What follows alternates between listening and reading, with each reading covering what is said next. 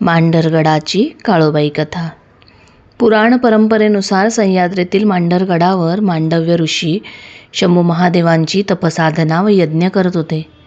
त्या यज्ञात लाख्यासूर म्हणजेच दैत्यराज रत्नासुराचा सेनापती अडथळे निर्माण करत होता. ऋषींची पत्नी मंडाबाई हिने आदिमाया पार्वतीला आर्तहाक दिली. महादेवांच्या आज्ञेने देवी कैलासातून मांढरगडावर अवतरली.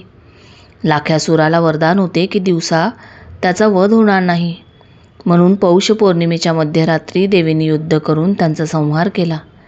या संग्रामात कालभैरवनाथ यांनी देवीला सहाय्य केले. अधर्म पुन्हा येऊ नये म्हणून देवीने रक्तप्राशन केले. त्या उग्र रक्षक रूपालाच काळोबाई म्हणतात. दैत्यवधानंतर देवी कैलासाकडे परत जात असताना भक्तांच्या कल्याणासाठी तिने मांढरगडाच्या शिखरावरच स्थानापन्न होण्याचा संकल्प केला.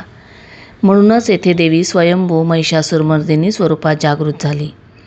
आज ती देवी मांढरदेव येथील श्री काळेश्वरी काळोबाई मंदिर येथे विराजमान आहे. समुद्र सपाटीपासून सुमारे 5000 फूट उंचीवर, पुणे सातारा जिल्ह्याच्या आणि वाईभोर खंडाळा तालुक्याच्या सरहद्दीवर. या दैत्यवधाच्या स्मरणार्थ पौष पौर्णिमेला शाकंभरी चुडी पौर्णिमा देवीची भव्य वार्षिक यात्रा भरते. मध्यरात्री देवीच्या मुखवट्याचा छबिना, पालखी, जागर, ढोल ताशा संबळ यांच्या गजरात लाखो भाविक देवारे घेऊन मांढरगड चढतात. पुरणपोळीचा नैवेद्य अर्पण होतो आणि काळोबाईच्या नावानं चांगभलच्या जयघोषाने संपूर्ण परिसर दुमदुमून जातो. ही कथा आपल्याला शिकवते की माता पार्वती कोणत्याही रूपात अवतरते, कारण रूप महत्त्वाचे नसते.